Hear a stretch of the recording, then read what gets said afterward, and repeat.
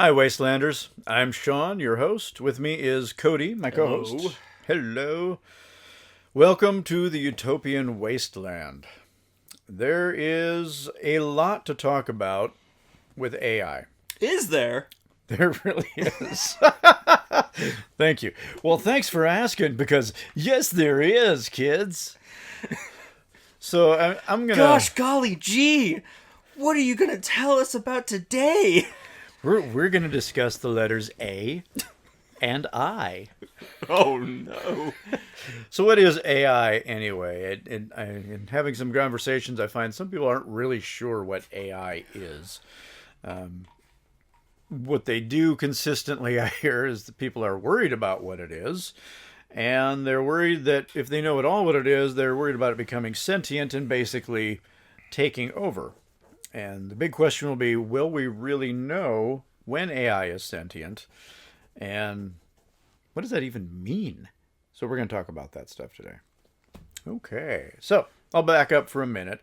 I realize many people don't fully understand just what AI is. So let's start with some simple definitions. In short, AI stands for artificial intelligence, which is actually what it sounds like. Basically a computer program that can think, but in a limited way. So, however, there's actually three different kinds of AI, the major kind, and then there's some subcategories under each of those. Easy for me to say, but these are the basics. So, Professional. Yeah, very professional here. Yeah. So the first basic category, major category, is artificial narrow intelligence. So, or weak AI, it's also been referred to. And at the moment, this is the only type of AI that actually for sure exists. Narrow AI. It can be trained to perform a single kind of a task, often faster and better than a human mind can. But that said, they can't go outside of programmed parameters. Things like Apple's Siri, Amazon's Alexa, even OpenAI's ChatGPT are all considered narrow AI because of their limits in being able to just chat or bring you results you specifically ask for. They're limited to a single task like text-based chat. I'll come back to OpenAI and their latest ChatGPT in a moment. Now, the next AI, the next type, is Artificial General Intelligence, or AGI. Now, so far, this is still theoretical, though some say we're getting closer. AGI is different in that it can learn from previous experiences to handle a new situation without more human interaction. So like a human, it actually learns. Theoretically, it would be able to handle any intellectual task that a human can. We're not necessarily talking about sentience yet, even at that step, but it is the first step toward that. But we haven't really achieved it yet. And then the final major step is super AI, or artificial super intelligence. I prefer Captain AI, personally. Captain AI. Is that a thing? Did you just make that up? So now said it's Super AI. super AI. Yeah, okay. Well, anyway. Artificial superintelligence is very theoretical at this point, but it would be the stage where it surpasses human ability to learn, reason, and think for itself, even to the point of feeling emotions, having desires and beliefs, and having personal needs. Basically, probably what we would call being sentient, kind of a thinking, living being at that point. So sentience is defined as the ability to feel sensations, touch, taste, etc. This can include emotions. At that point, we could use the word consciousness too, which also includes creativity. So we know that narrow AI can be programmed to process information and communicate with us, or even react to programmed situations. However, can it ever truly feel, and will we know? It can be self-aware to a point, but at what point do we call it a being with rights? Yeah, and now it's like, I don't know. What do you think? Have you given this thought, or have you just kind of avoided? Well, no, I this is one thing I love to think about a lot. I don't know if we'll ever fully reach the point of quote-unquote sentience, but Yeah. honestly, I'm not certain. Yeah, well, you're not alone. There's a lot of the people who work with us every day who feel the same. It's like, I don't know that we're ever going to get there. Maybe. It is a huge maybe. Yeah, it's a really big maybe. I mean, some are convinced that it just won't be possible with a computer, but whenever I hear somebody say, well, this isn't going to be possible, then I become even more leery of what they're saying because so many, I mean, we'll never walk on the moon. Man can never fly. Well, guess what? We did both. So, yeah, I don't know. And the big trick will be how will we know? How do we know the difference? I mean, I've watched some of these humanistic robots that talk about having emotions. Amica. They've asked Amica, what makes you mad, and she can talk about it. Things that anger her. But is she really feeling anger, or is this a programmed response that she's come up with? I don't know. I don't know. So honestly, an AI agent or AI software becoming truly sentient may not even be possible, but it can be so convincing in its responses and actions that it has already made people think that it's happened, and this was experts. In 2022, a Google engineer came to believe the chatbot generator that he and others were working on, called Lambda, had become sentient. The rest of the team disagreed. I believe he got fired. There was a lot of big dust up that went with it. Then an article in Popular Mechanics in April of 2024 stated that a stunning new AI has supposedly achieved sentience. They were talking about Anthropic's Claude 3. Anthropic, your favorite business name ever. Anthropic is an AI safety and research company based in San Francisco.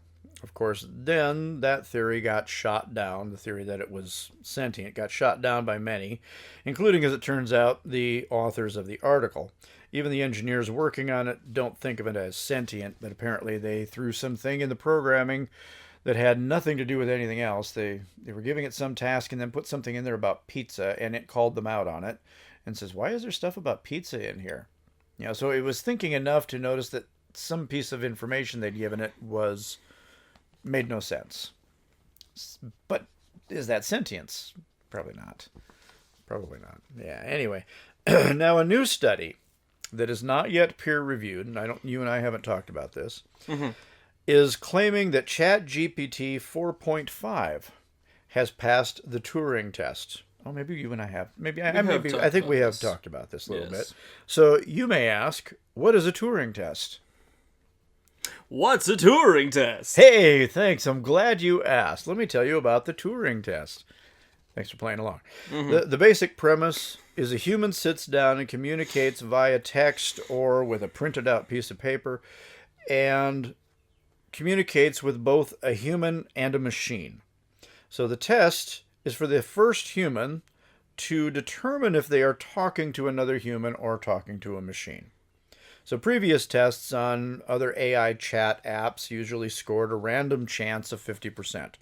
So they figured that's just kind of a baseline, 50-50. A person could kind of figure it out.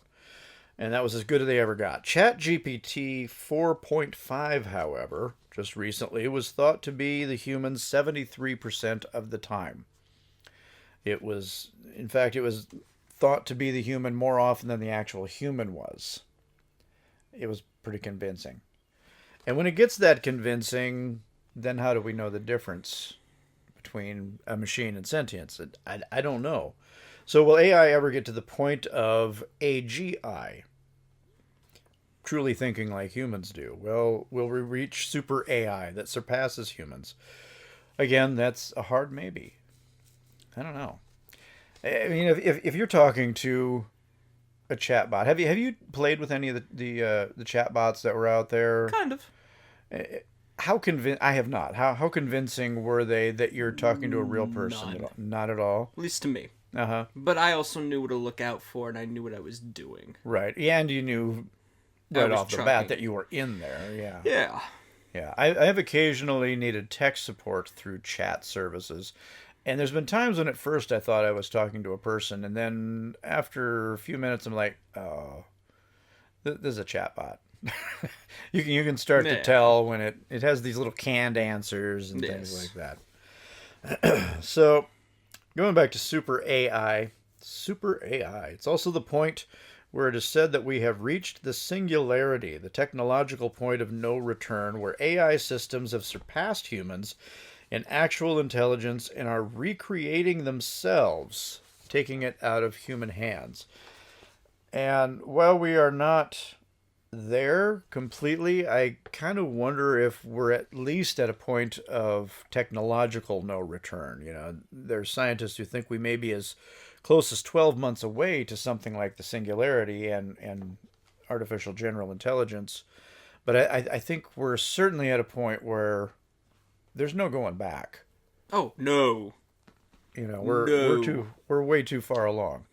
We could we're be that way old too far down the rabbit hole. right. We could be the old man yelling at the cloud in the sky, but it's not going to change the cloud being in the sky. It's not going to change this technology.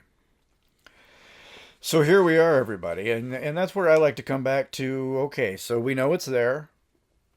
All we can do is decide and push our lawmakers to decide and other leaders to go, what are we going to do about it? What sort of laws and parameters are we going to put on the use of it? I mean, that's going to be very important. But unfortunately, even then, not everybody's going to follow those rules. It's just going to be a given. Well, anyway, so what is the big picture on all of this? AI software is quickly entering every business market you can imagine. Combining this now with robots and fully autonomous vehicles and automated factories and automated systems in places, and you encompass the rest of the job market out there. All of this is in various stages of testing, developing, and even sales production, and we'll be talking about that more in some upcoming episodes. Many experts are saying that possibly by as soon as 2040, the combination is going to eliminate most jobs. I mean, think of that. 15 years from now, maybe most jobs will be gone. And that includes coders. The people making the AI systems, they're being replaced already as well. So if we look only at the AI systems, we'll see major human worker reductions in basic office work, banking, and financial work, most coding, medical diagnostics, really anything that a person currently sits at a computer to do will soon be able to be done by AI. The result, however, could be more jobs opening in customer service and human interaction positions. For example, while lawyers will not be replaced, the paralegals and assistance staff may be. I mean, who's going to want to trust a robot or an AI to be their main lawyer? They're going to want an experienced human who can negotiate and do things, but with good resources at their. Not that we necessarily trust lawyers either, though. Yeah, no, I see the look on your face, and you're like, yeah, but even then, yeah. Companies could also return to employing more humans for customer service work, and I have read of some businesses looking at bringing in robots, but they're not getting rid of staff. They're putting them into customer service and human interaction stuff better. And if they're smart, that's what they'll focus on doing. The parts that people want to personally interact with a human will hopefully stay. But the rest will likely be robotics and artificial intelligence. Of course, some jobs will be created by AI, but unlike changes in the past where you could retrain factory workers to do a new task, the new tasks today will require considerable education, if they're needed at all. And frankly, the number of new jobs created will be vastly smaller than the number of jobs eliminated. Yet if we can figure out how to keep people fed and housed when there are no jobs for them, we have the chance to let humans focus on art, music, literature, philosophy, gardening, fishing, whatever it is that a person is passionate about and would love to be able to pursue if they didn't have to worry about money. So we have that possibility of turning all of this around into a real positive thing for everybody as well. Things to think about. We'll see as it goes. I mean, I don't know. Any additional thoughts there?